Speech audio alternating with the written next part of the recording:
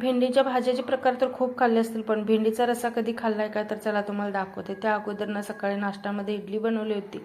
नाश्ता वगैरे करून घेतला आणि त्याच्यानंतर थोडंसं ब्लाऊज कंप्लीट करायचं होतं, ते करून घेतलं. नंतर मग दुपारच्या जेवणाची तयारी करायला घेतली.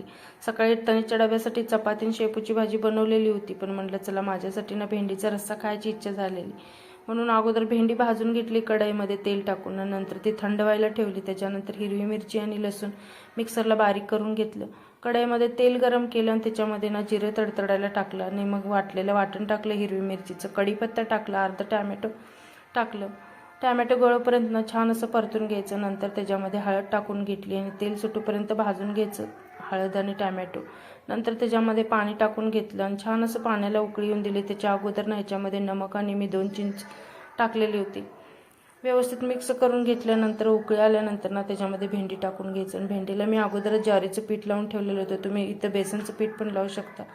त्याच्यामध्ये भेंडी टाकून घेतली, व्यवस्थित मिक्स करायचं आणि 2-3 मिनटं एकने छान असं शिजवून घ्यायचं. मी साईडला कढईमध्ये ठेवून दिलं शिजण्यासाठी आणि त्याच्यानंतर मी भाकरी करून घेतली.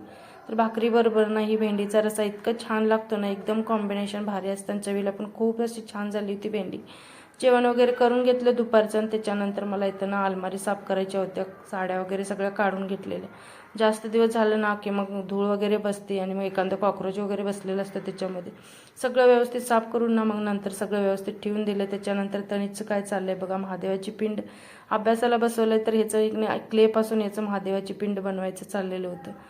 त्याच्यानंतर संध्याकाळच्या वेळेला पण मी चपाती बनवली होती आणि त्याच तव्यामध्ये ना मस्त असं पिठलं बनवून घेतलेलं. तर कसा वाटला माझा छोटासा मिनी ब्लॉग? आवडला असेल तर चॅनलला लाईक, शेअर आणि सबस्क्राईब करा.